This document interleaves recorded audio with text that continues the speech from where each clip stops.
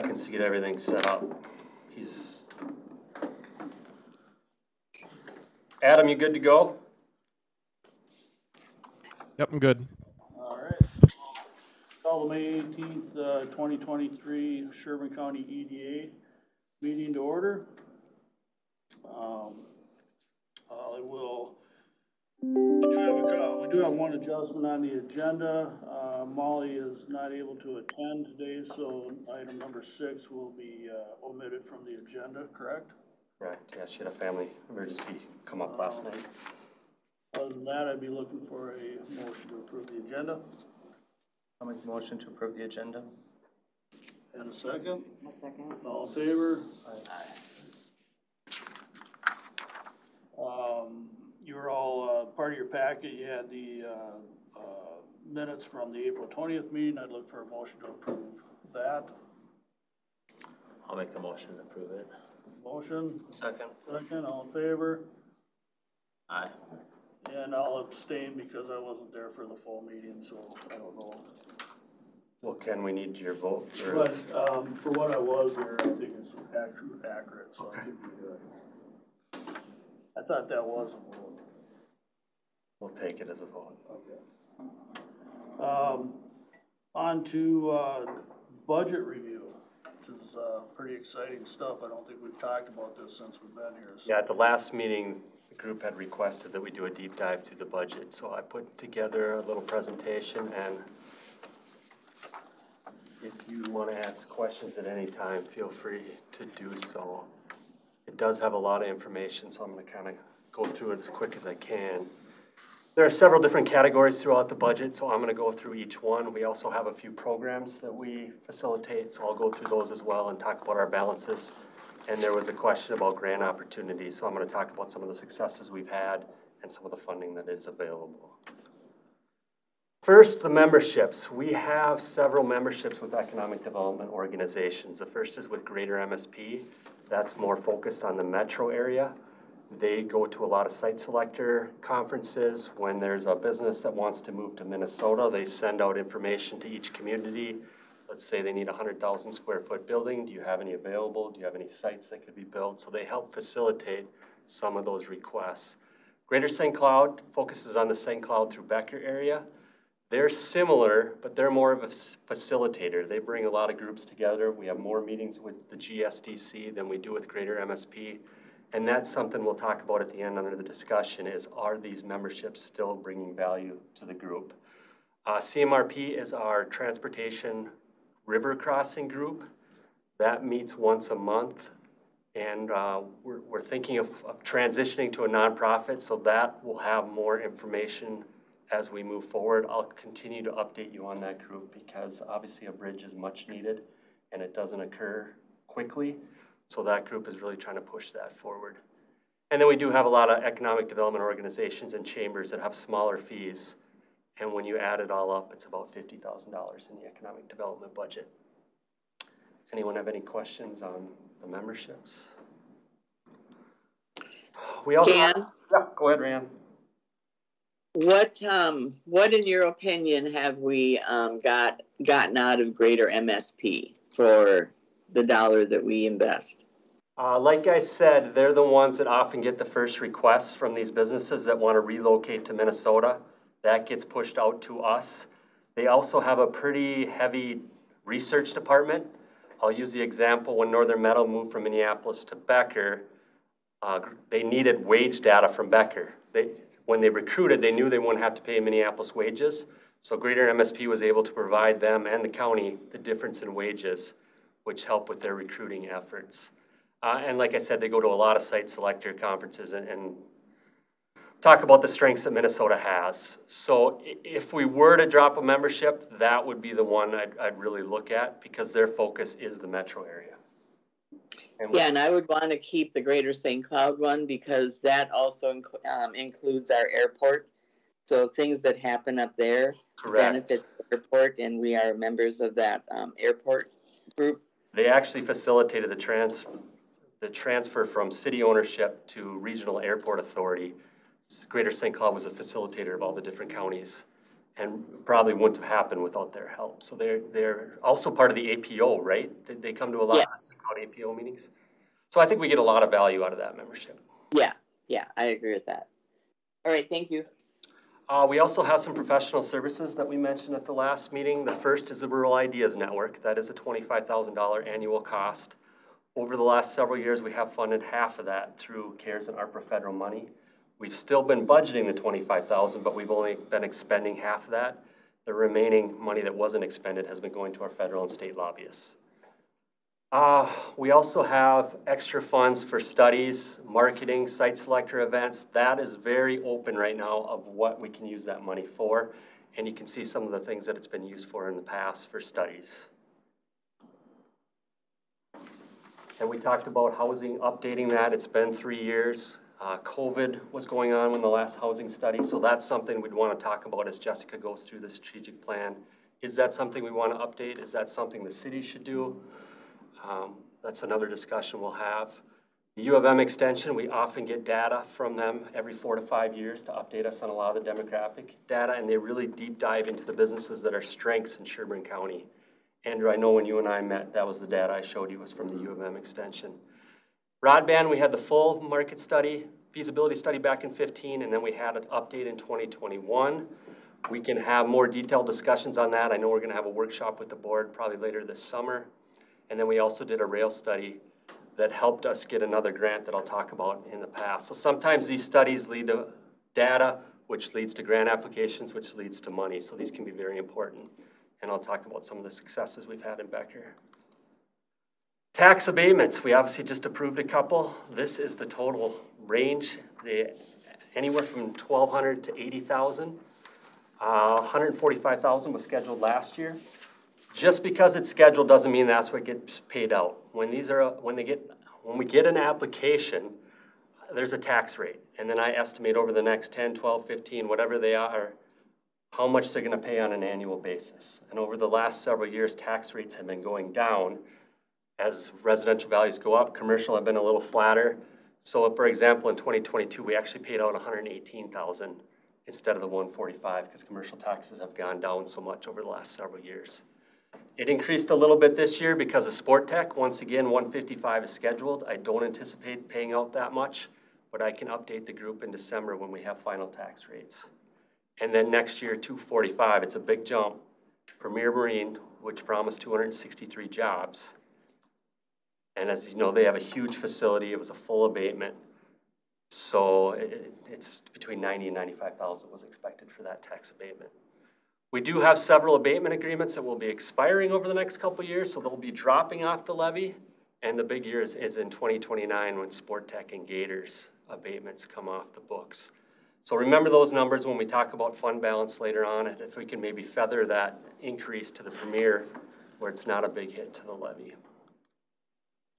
Personnel cost, right now a third of my salary goes into EDA, the others go into solid waste and administration. 100% of Jessica's is in the EDA budget, and we'll be transitioning from federal funds onto the levy over the next 3 years. So we are looking at an increase on personnel cost as well as Jessica transitions onto the levy. MISC expenses, these are some of our, not necessarily firm costs, but things we tend to go to. The Initiative Foundation, you'll see in a little bit, we give a $5,700 donation to them each year, but we far exceed that in what we get back. And I'll tell you about some of the grants that we receive from them. Conferences and training, that's when Jessica and I go to a lot of the economic development conferences. And then we do have promotional expenses for addition. Example, the Wednesday you had last week, the cookies and coffee came out of that $1,000. So total is about 16,000 of those expenses. And we do have a fund balance of about 206,000. That gets built up when we don't spend economic development dollars 1 year, it moves into the next year's budget. So we do carry that over and use it for certain projects. The biggest one has been seed money for the revolving loan fund. We've transferred $550,000 from excess funds that we haven't spent into the revolving loan fund. So there used to be about $750,000 in that balance, but it's moved into the revolving loan fund, and I'll have a summary of that coming up here. Over what period of time was that transferred Since 2015. So the first couple years it was very active, so we added more. It started with 200,000, then it went to 250, and then we added another 100,000 later on. As $500,000 since 2015. Yep, and I'll give a summary of where that money went and what the remaining balance is right now. We used it for our broadband project loans when there was some state money, border-to-border grant money. We did have some matching funds that were loaned to ARVIG, and they've paid us back for that time, but we did use these funds to make that loan. Like I said earlier, we have used it for the federal state lobbying cost, and we do have some potential to use fund balance to kind of offset that big increase to the tax abatements. So our total budgets, excluding personnel and abatements, and this is a little different than what was in your packet because I forgot to put the CMRP dues on here, so this is a little different. Back in 2021, we had about $128,000 budget. In 2022, that was reduced because CMRP went from $37,500 down to $25,000 as our fund balance in that group was built up. And then last year, or this year, it was reduced a little bit more as more and more meetings are virtual. Some of our conference and travel costs are down a little bit, so that's why you see a decrease there in 2023.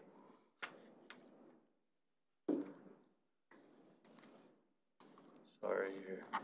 Revolving loan funds. We've issued 10 different loans since 2016. As I mentioned, about $550,000 in seed money. That equated to $662,000 in total committed loans.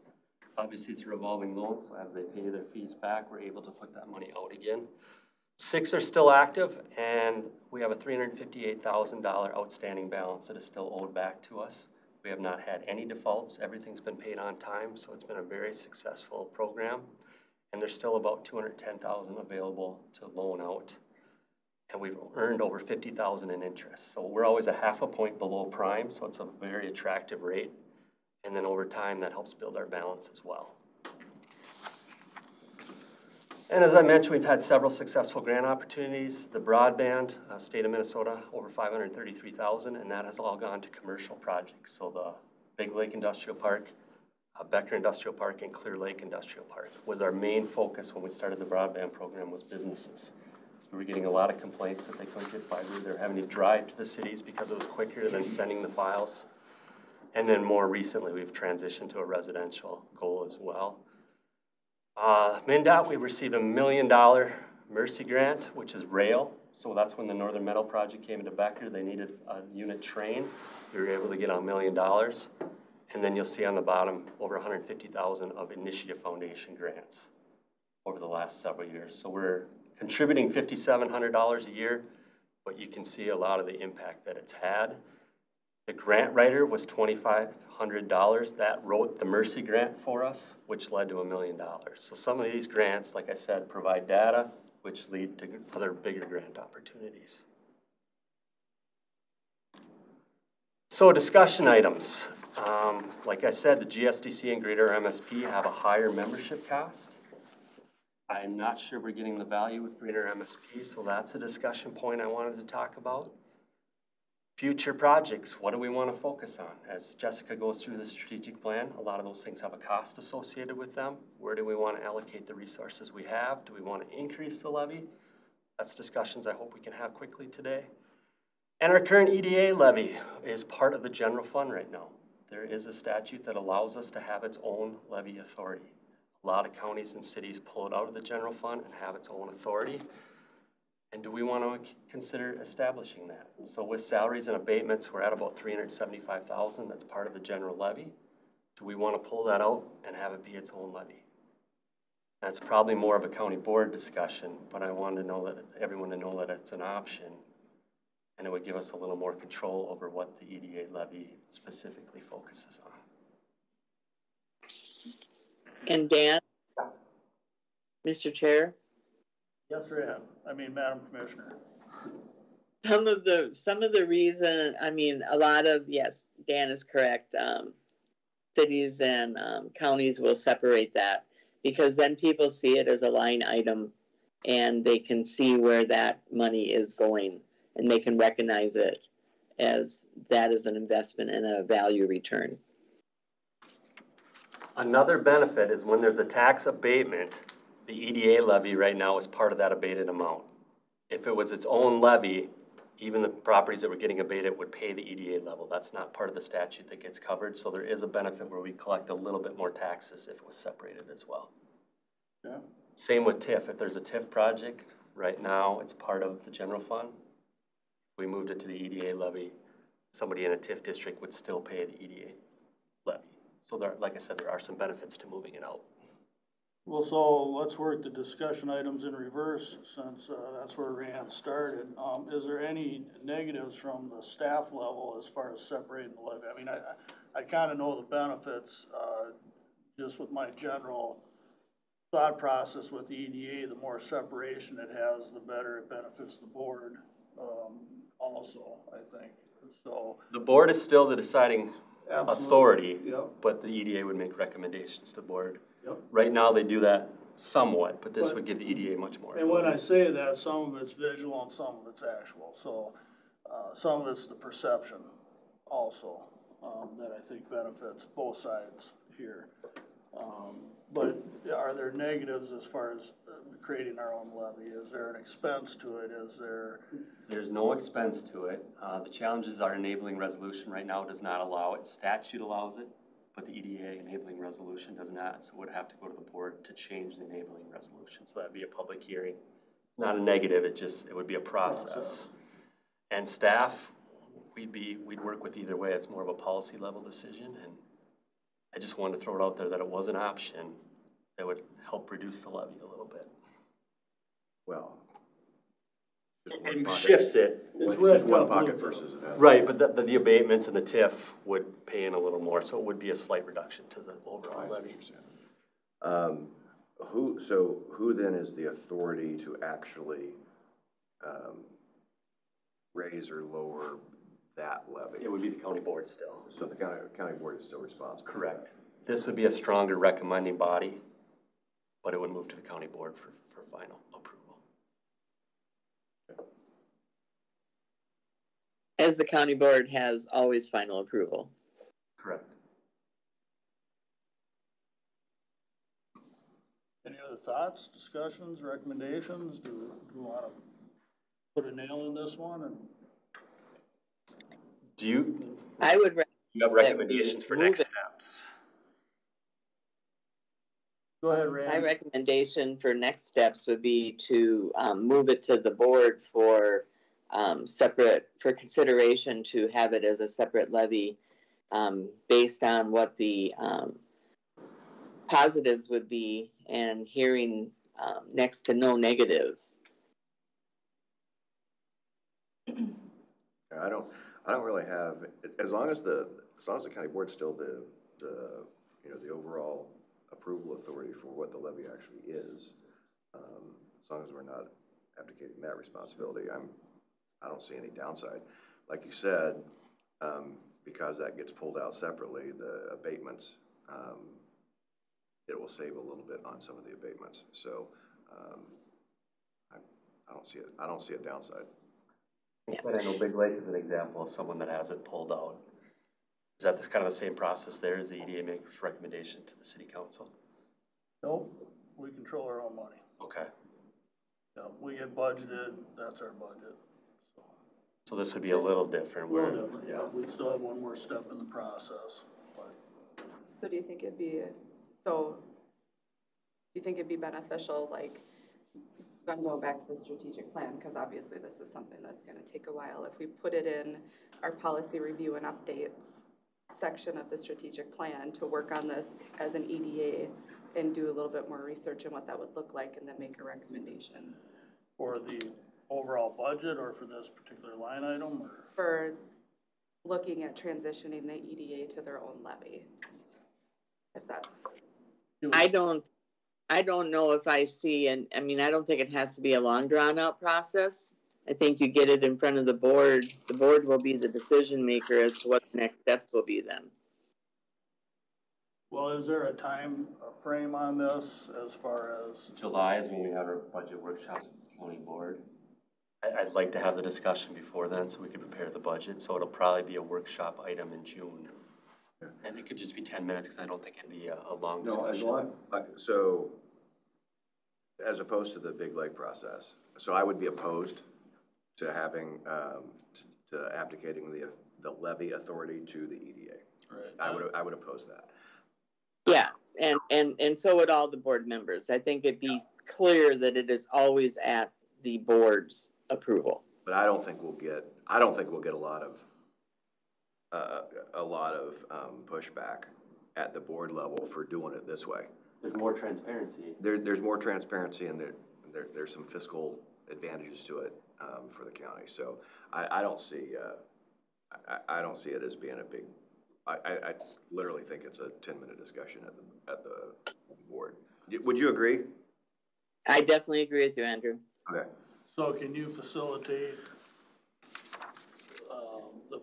the paperwork and everything to get this done for this budget cycle? Okay. And I don't think it affects your strategic plan almost at all. It's just the budget's still the budget.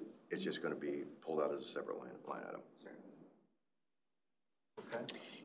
Yeah, as I view it, seeing it happen, Dan and Jessica will create the budget just like they always do. The budget will go forward to the county board for approval to be a separate line item levy.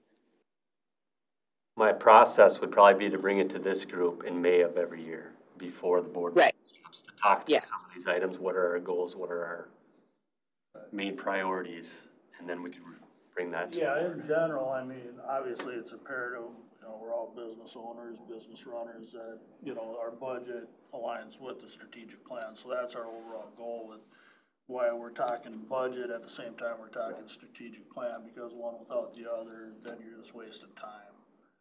So this is more of a procedural thing, which I think is an advantage. Is everybody in agreement that we should separate the levy then? All right. Well, then we'll move on to future projects. And those might flush out as Jessica goes through the strategic plan later, but I just wanted to point out, like you said, they go hand in hand. Right. So do we want to maybe talk about that with the strategic plan? Yeah. Okay.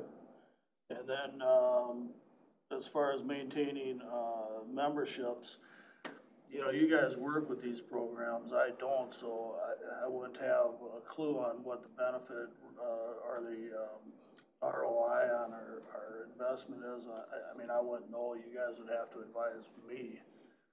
Maybe some of the other members have more hands-on, knowledge with this. I mean, obviously, money's important, we're here to save it for everybody, but there again, sometimes you gotta spend money to make, or, for the grants and whatnot, so, that's where I'm at with it.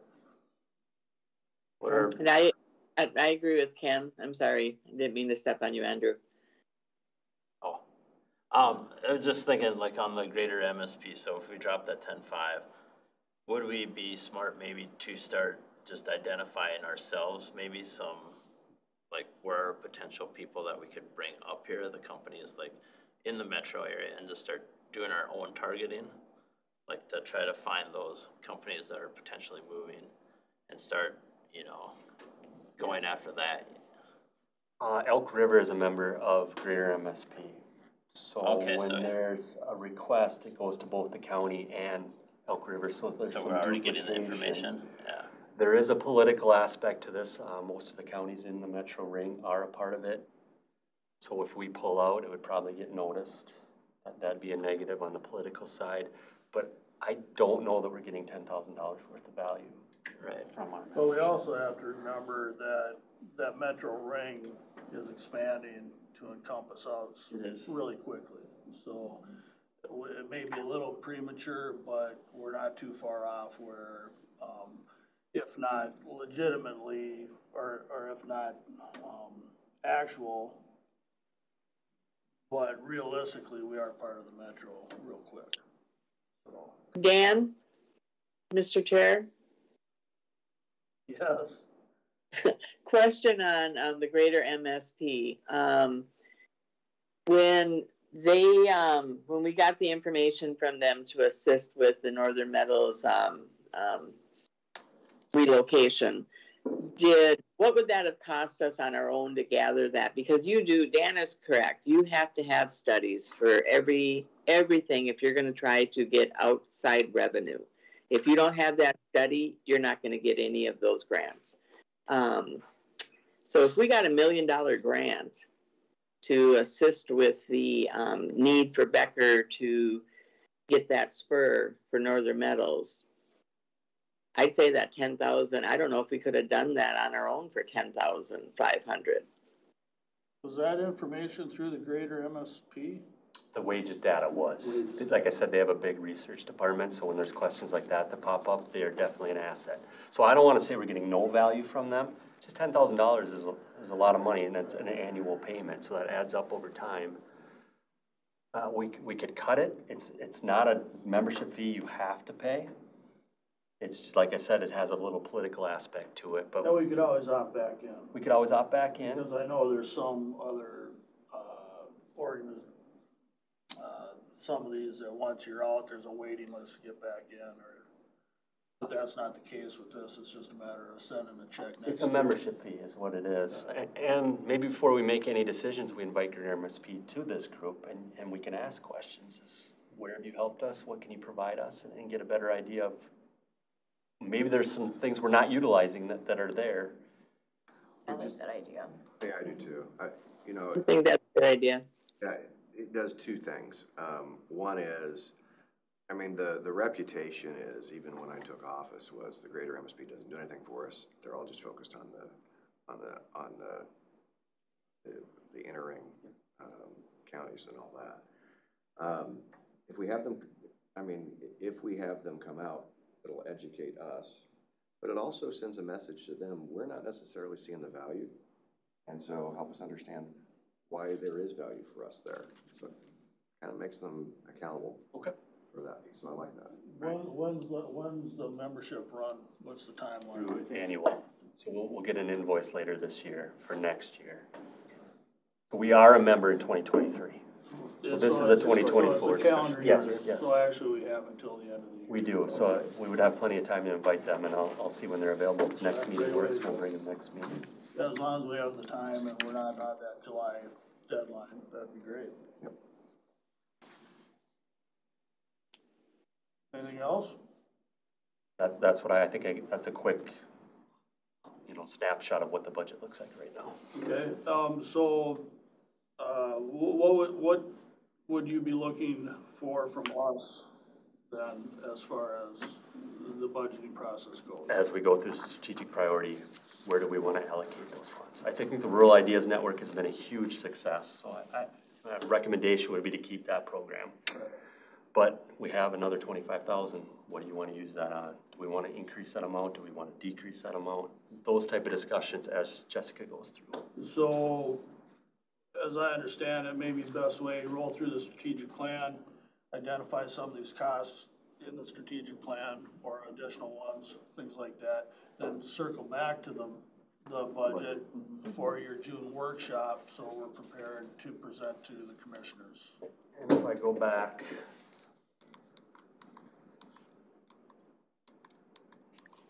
to this slide, we are seeing a big jump next year. Do we want to use that fund balance, which isn't always ideal, but we do have costs coming off the books in several years, so it should balance out. So that's another discussion we want to have, is how do we want to use that fund balance? Sure. It is nice to have it there when projects pop up. We can always pull back funds from the revolving loan fund for other projects. So those type of discussions are what we need to sift through a little bit. Okay. And we have a month to do that in. Essentially 2 months. The July workshop with the board is just the initial discussion. It doesn't get approved till September, so we do have a little bit of wiggle room there. Great. Any other discussions on the budget review? All right, hearing none, we'll move on to the strategic plan. All right, 2 more sections to go through. And Jessica, we might want to just do a quick review of the ones we've already discussed, just as we talk about money a little bit. So just kind of fly through those. So start at the top. Just a quick summary of the ones we've already talked about. Because at the end, I think we want to focus on the budget a little bit. Yeah. So I have this going in a completely separate document, like, everything's already integrated, so as soon as we get done with this, I'll be able to send it out for everyone to look at.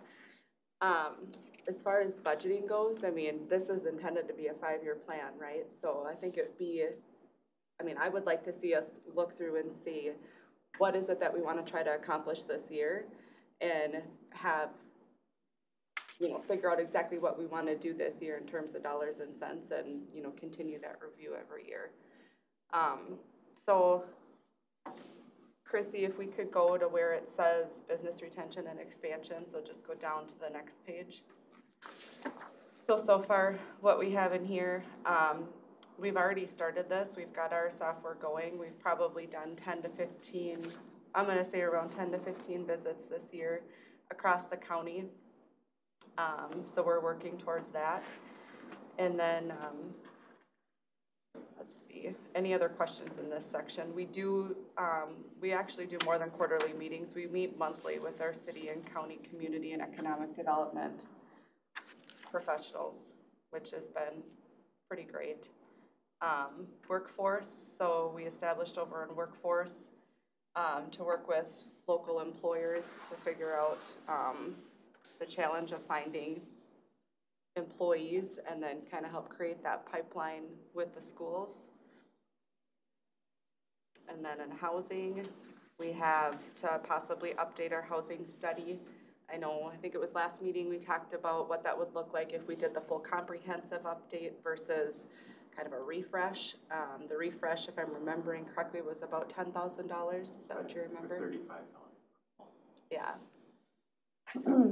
Which the purpose of that would be because the other one, it would capture some of that, the impact COVID had on our housing. And just moving back to business retention, the only cost of that is time, staff time, right? There's no. Well, just the software, the $2,000 a year for that software. Yeah. Okay, back down to housing. We did put in there to explore what a housing land trust would look like. Again, that's time, but that would be a really great, I think, thing for this group to dig into a little bit more and just see what that would look like before that went, you know, if you wanted to make a recommendation for or against that, or to the county commissioners. I suppose it wouldn't have to go against, but you know what I'm trying to say. Policy review and update. So we talked about looking at the tax abatement policy and ensuring that that's aligned with the desired outcomes of that program. Can I just ask a question of the commissioners? Is that still something that's getting bounced around at the commissioner level, is looking at the tax abatement to financing structure here, or was that put to rest last year when we kind of did that process? Commissioner Dolan was going to be involved in that process, and obviously he had some health issues, so that's certainly a conversation we can circle back. Okay. And I can bring that up during our EDA discussion, the EDA levy discussion. Yeah, maybe, because the directive came from them. Well, I think it came from both of us kind of at the same time, which was beneficial, but I don't know if it fully got done to the commissioner's satisfaction because of some events. So I just don't know the prioritization of that from the commissioner's viewpoint. I know what we're talking about. I think it fell off the radar because of the situation with the person that was going to spearhead it. Or work with Tax it. abatement, TIF financing policies and procedures was asked to be looked at. Both the EDA thought we should look at it and the commissioners thought we should too, so. 2019 was the last time the policy was adjusted. Oh, I see what you're saying. So it's something we should look at every 3 or 4 years. Sure. From an EDA or from my perspective, I think that's something that really should be looked at hard and maybe redone from the ground up, so. And I know last time there was a discussion about making sure that the amount of jobs and promised commitments are carried throughout the duration of the abatement, and every abatement that we have has that language in there, so it is written that way currently. And we did just send those out about 3 weeks ago, so they're due June 1st. So far, everyone has maintained the jobs that. Yes. They all met their goals originally, but they have maintained them as well. Yep. Broadband, Instead of top 5, we talked more about changing that goal to putting broadband in strategically where it makes the most sense. In growth corridors and where it will impact the most people and development. And we also talked about reviewing that broadband study. And then down in childcare, the 2 things in yellow, I actually added after the meeting which I was gonna talk about today. And so I'm suggesting that we add in there to conduct a childcare needs study for the county. There is data on there through First Children's Finance. They do have a central Minnesota, that region, childcare study, and those numbers are pretty alarming. I can share that with the group. I just found that a couple days ago, but I think it might be worth our while to look at having a childcare needs study for Sherburne County. And then another thing that comes up, I did like a childcare workshop. And one of the suggestions was having an appreciation event / networking for childcare providers, because they're kind of lone wolves. You know, they don't get to get in contact with each other a whole lot. So I think it would be a nice thing to have for them, just to create their support network, and hopefully that would in turn maybe get some more longevity out of our childcare providers. And Molly was going to do a deep dive into that today, but obviously something came up, so we'll move that to another meeting. Yeah. So we know childcare is a huge issue in Sherburne County, state, nationwide. So what would we be gaining from going through the process of actually getting us doing the study? I think this study, so there are several different grant opportunities for childcare development, and I just think it would illustrate the need. Okay. So there again, back to the grant portion of it. Yeah, so if we're gonna put that in the strategic plan, to follow up on what you say, what I would recommend is that we need to do something with that data. Yeah. So if we're just, we have no need to spend money on doing a study in that, just to do a study. What we need to do is if we're gonna spend time and money on a study, there needs to be an action behind that on what it is we expect to do with that. So before the study would happen, would we have like a plan? If we receive this type of data, we're gonna do this? Well, I think what I don't want to do, I don't think you can, the study will dictate actions, obviously, but I think we should at least, to some extent, figure out what we can. We need to think through ahead of time what options we do have, things that we can do. Otherwise, we're just doing a study to do a study. Right, yeah, exactly. So I think, yes, we should have some kind of a forethought on to, there again, what's the return on investment for the time invested in doing this? Go ahead, Commissioner. I would view it as an investment in understanding it's not only a child care need, it's an affordability issue as well. What can we do based on the study and applying for grants to help facilitate more access to affordable child care? So before we do the study, would you recommend that we identify the grant opportunities that this study would help us get to?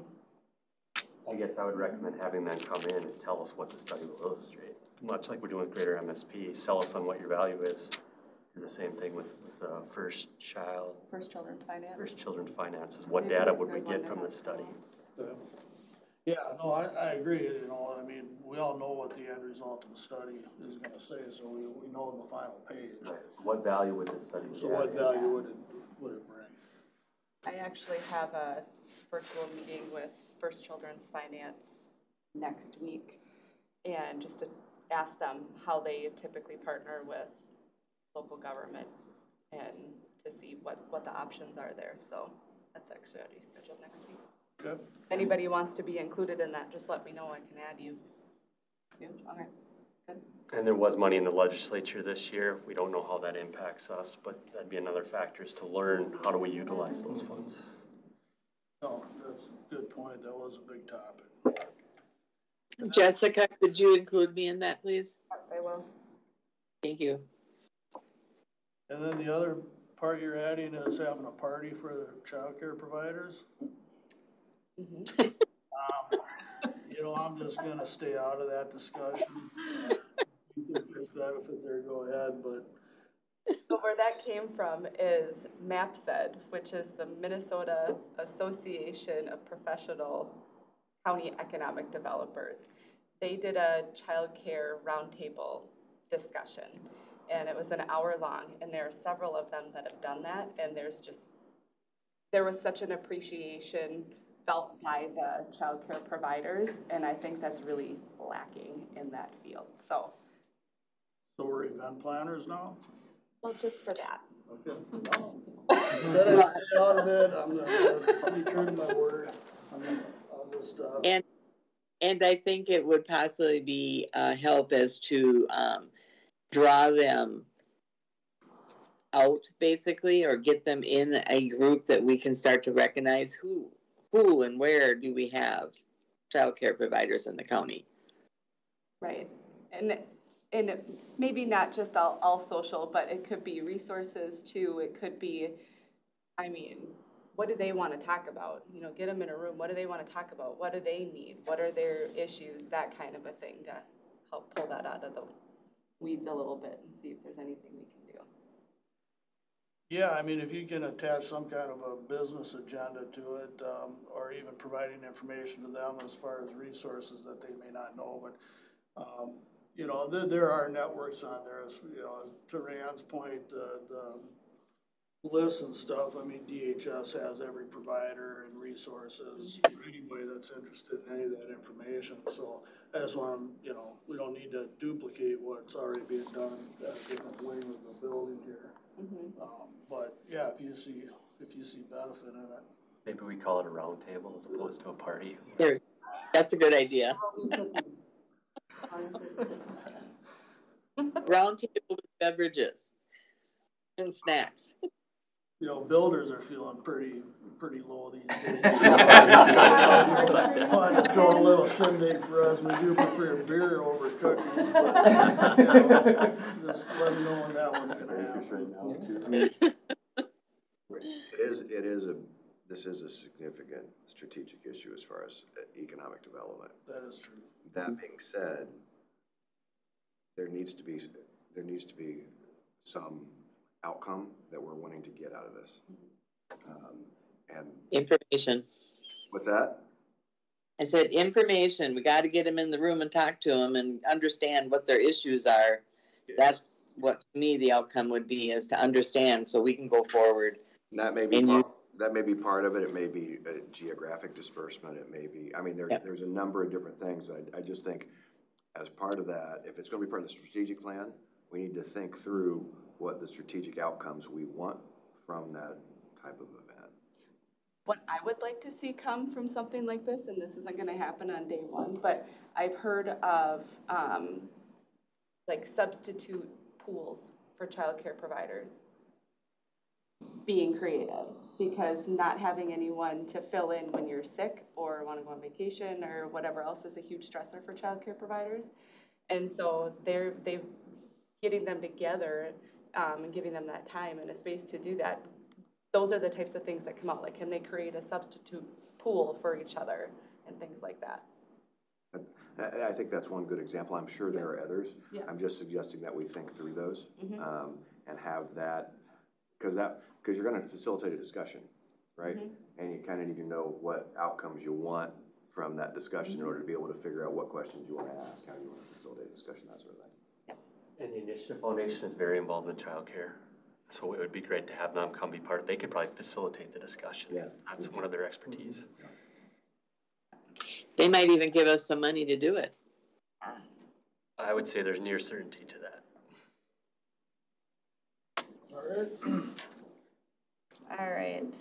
Economic Development District designation. So speaking of the Initiative Foundation, Don Hickman from the Initiative Foundation is excited about getting the Development District designation moving down the road again. And so We actually had a meeting with myself and Kathy Mihalik from St. Cloud, Tom Barron from the federal EDA, and then Don Hickman about what we need to do. So from that, we now have a broader meeting that's gonna be representative of all 4 counties. And I think that's on Monday. And this is just a preliminary discussion really on, is there an appetite between the 4 counties to make this happen?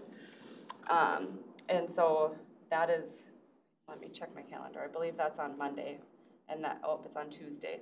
That is a virtual initial discussion to see what the steps are, because there are several. There needs to be either a joint partnership between the 4 counties or a separate nonprofit formed to get to enact a regional development commission. And then once we have a regional development commission in place, you can apply for the federal designation. And with that, opens up a whole host of federal grant opportunities that without the designation, we don't have the opportunity to apply for. And that's something we really need to educate this group on. So in theory, you see what it does, but there's a lot of details that go with that, and I think it'd be beneficial. I know we're piling on a lot of agenda items over the next several months, but it's very important. Well, that's what we're here for, Dan. And then that brings us to transportation that we haven't touched on. So far within the transportation goals, we have pursue multimodal transportation, rail park bridge expansion, and transit opportunities. This is our commitment with CMRP. And I put time in there as an investment, but there is also, how much did you say, Dan, was it? For CMRP? It's a once-a-month meeting, but there are some subcommittees. But there's And it's 25,000 for the membership. I just saw time up there, so that's what Sorry. I was changing that because there is a dollar amount. Anything else you can think of in terms of what the EDA wants to do with transportation? I just kept in there, a lot of this is just rollover from the last strategic plan. Continue to work with BNSF and increase transit on North Star commuter rail. I don't know how we do that, but that is a problem. I'm not sure that that's necessarily should be part of the strategic plan. The North Star. North Star? Yeah, I mean, that's a discussion that we need to have at the county board level, on whether or not, and there's not a single voice on that at the county board level. So we probably need to hold off on having that as part of the strategic plan until the board makes a decision around what direction they want to go. Okay. I think, though, that it has some value of being in the plan just because we have to have a better understanding of what it is that the business community feels, along with, I had a couple of conversations with the administrator for Big Lake, and they really want to have some discussion as to they're being left out, a lot of the communities along the rails. So to me, it's always about more information. It's never bad when it comes to, at the board level, the decisions that we're going to be looking at making. I think that's fine, but I strongly disagree with the way the goal is phrased, because it says it specifically increase the transit on North Star commuter rail, and I think where we're at is we need to evaluate commuter opportunities, which may or may not include. Yeah, I agree with that. Would you be okay if we just change the verbiage that way? Yeah. Because, you know, the whole light rail thing was sold as an economic development. I mean, that was 90% of the sale that happened when it came in was this is going to be a great economic boom for anybody that participates in this. It was all EDA stuff. And I think if it continues, that's still gonna be a main, you know, agreed, that thing is so messy that you know, Mhm. I have no idea how that's gonna land, or nor do we have much control over it, but I do think as an overall transportation piece, it's something the EDA should be, keep its finger on, because it doesn't, you know, I gotta drive to the Twins games now, and that really pisses me off, but no, And it's I still, like the way Andrew phrased it. yeah, so if we can just keep it in the discussion, but not try to enact anything that's out of our power to enact. Right. That would be a great way to go. So then over on the strategy side, maybe change that to communicate with the county board on where you guys are at. Well, I think continue, like I said, continue to evaluate, Yeah, say that. commuter opportunities. There we go. And so it's not, because there are other options besides using the train, Sure. right? There are replacement options. So that's what we need to be aware of. I don't want to limit our scope on this to just North Star, because there may be more economically viable options. Okay. Well, transportation, and I'm not anywhere near smart enough to really participate too much in this, other than transportation, in my opinion, is one of the biggest benefits Sherburne County has as far as economic development. Our corridors, Highway 10, access to 94, 169, I think that is something that, you know, you can't go anywhere else in the state and get that. And so I think, you know, and that's key as far as bringing businesses to the area, especially manufacturers.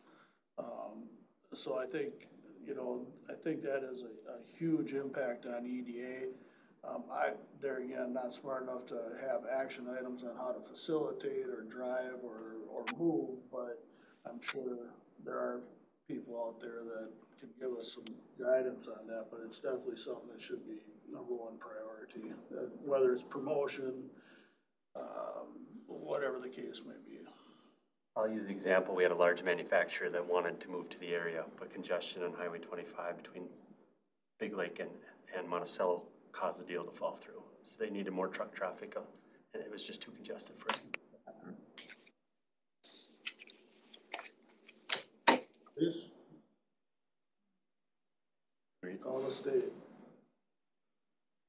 Some of us are just happy that Highway 25 doesn't drift shut with snow every year like it did before, and we're thinking it's Monticello for 3 days, so. All right, Jessica, the floor is still yours. All right. Are we good with transportation? We'll change the verbiage on that number 3 goal.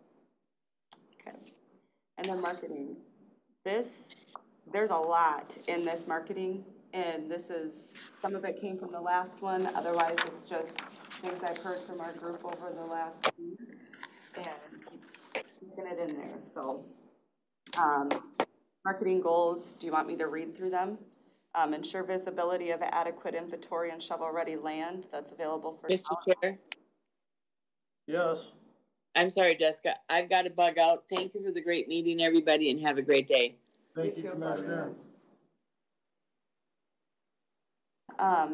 Work on a marketing plan to market or develop existing lots and then support the city marketing efforts. That's part of what we do in our monthly group. When we do our roundtables, we talk about what do you have that's market that, you know, we could put on the county website to help you market, whether it's developable land, businesses, projects, whatever, you know, we can help each other with, so. So I know I asked you this a week or so ago about the benefit of that after group that you have. Mm-hmm. From the other side, do you find benefit in that? Absolutely. Mm-hmm. Mm-hmm. I've said this before, though. We're working toward our own communities, absolutely, but we're also part of a region, and that's an asset. Mm-hmm. So yeah, I think there's a value in this group. Highlight and market existing regional public institutions and programs. This was the community partners meeting, which we had one in February. And then to really utilize the county economic development webpage and LinkedIn to communicate regional events and programs. We've done this. I am constantly emailing Unzi to put stuff on our website, our webpage, so there's some fresh stuff up there frequently. And I'd like that, and then when that happens, I also put that out on LinkedIn or ask them to put it on Facebook to hopefully continue to drive people back, so that will become a resource for events and things. Bring a Sherburne County presence and availability to the community. So this is really just being out and available in the community at chamber events, going to school events, whether it's planning committees for the school or participating in their job interview days and things like that, but just bringing a county presence out into the community. And then also I have in there the city and townships. I feel like we've got a great communication chain with the cities, the counties we need to improve upon, which I know I need to do that. Expand utilization of county economic development website. Again, adding things on the regular update content, drive people to that website as a resource. I did ask Unzi if we were able to measure the traffic to the websites, and at this point in time, they're not able to measure specific, like just the economic development section of the website, but that's something that they're looking at doing. And so when we're able to do that, we'll be able to see the successes of that. Communications. Sorry. Director. Yeah, he's the communicator for the county. Can you see the engagement through LinkedIn? Yes. So as far as like posts that I post, I usually have, I'm going to say between 400 and 500 impressions per post that I put out there. So. And then what's the engagement of that? So I think it tracks if you put the link in there, how many times they'll. Oh, that I haven't looked at. Like if people have clicked on the link, I haven't looked that far into it. I'll look at my post impressions, which is post impressions happen not just on a scroll, like someone actually has to stop and pause and indicate that they're kind of reading and looking at your post. That is what will qualify as a post impression. And so, but I haven't looked at the actual like link clicks. I don't always have links in there, but I do get comments and interactions and things like that. Or, you know, the Sherburne County stuff, you can link that in there and post that little website in there. Okay. And then you'll be able to see how many people actually engaged. So you'll have the impression, but then you also have the engagement. Okay. I'll look more into that. Highlighting new and expanding businesses as well as community events. So as we get new businesses, I'd really like to get them on our website or get them on our Facebook page so people know that there's a new business in the county and can show up for them. Market and highlight Sherburne County programs such as the Revolving Loan Fund and Business Lab. So I've gone to every chamber event that I could, met with, like I said, every single bank across the county. I broke that out into 3 different sections and physically went to every bank in the county. So a lot of this is done, but I think this is an ongoing effort. You know, those entities have turnover, to just make that an ongoing effort to communicate our Revolving Loan Fund and Business Lab. Also with the Business Lab, we had our first Welcoming Wednesday event this last Wednesday. There were 6 businesses that came to that event. 4 of them were existing businesses that were looking to expand, and 2 of them were startups. Andy was there. I consider that a win. We got 6 of them in the door. It was a really great open conversation. Everyone got to spend as much time as they needed to with their experts.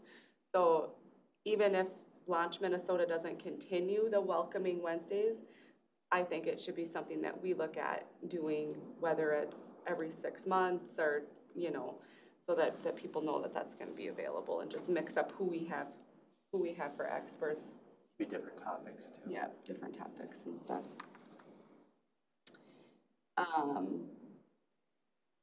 Utilize LinkedIn to communicate economic development activities.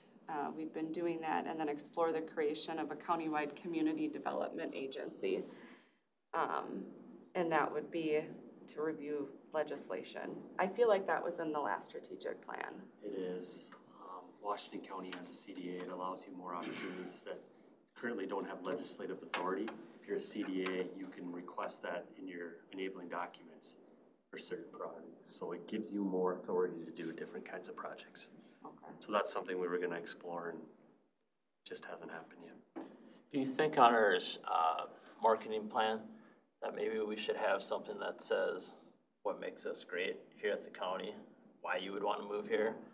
Is it because we're low cost? Is it because we have parks? You know, that type, why do you want to move here? Yeah, the county of choice piece. Right. I love that phrase. Make Sherburne County the county of choice for business and residents. And Ken, I know you talked about, I think this is exactly what you're talking about, developing like a brochure, trifold or something, some bit of information to give to businesses and or residents for exactly like why Sherburne County. Right. Yeah. Is there anything in here around, there's a lot of really good information that's going to end up on the EDA website. Is there anything around SEO so that we're getting the website out there? I think that would be the Dave Unsey department, the SEO, because I can't actually do, like I can add content to my page, but as far as like the mechanics behind it, like SEO, that's a county more broader effort. Because I think that would be applicable to like everything, like the whole county website, not just the. Maybe. But I don't know enough how it works. I mean, it's, you know, you could potentially promote the EDA landing page more aggressively than the other parts of the county webpage. And if the idea is that, and the idea is if people are Googling certain phrases or whatever, you want that page to come up much earlier in the search results than other things. And so that might be something to look at. Go off of that too. I mean, a lot of times if you go just to the county, you're gonna get lost and give up. Or if that comes up right away. Because not a lot of people, if you don't know what you're looking for, I mean, that's the biggest thing with these small businesses, you don't know what you don't know. And if you go to the county site and you get lost right away, you're gonna assume nothing's there. Yeah, the county site is a little voluminous. All right, see, the problem is every time we take some away, people complain where'd that go, so there's a middle ground we gotta find. Oh, there is. I mean, it's all the information's good there. The problem is there's just a lot of information. Yeah. We took maps away one time, the next day the phone was blowing away, where'd my maps go? Well, I think that's a great idea. I don't know if I put it in here, but I would love to look at like a regional marketing effort, like for Region 7W, Benton, Sherburne, Stearns, and Wright. And I know in our SEDS plan, that was in there, developing a regional approach to marketing. A really good example would be GPS 4593, they're an economic development group. They do like Princeton, what's their area? Princeton, Malacca, East, kind of that northeastern area.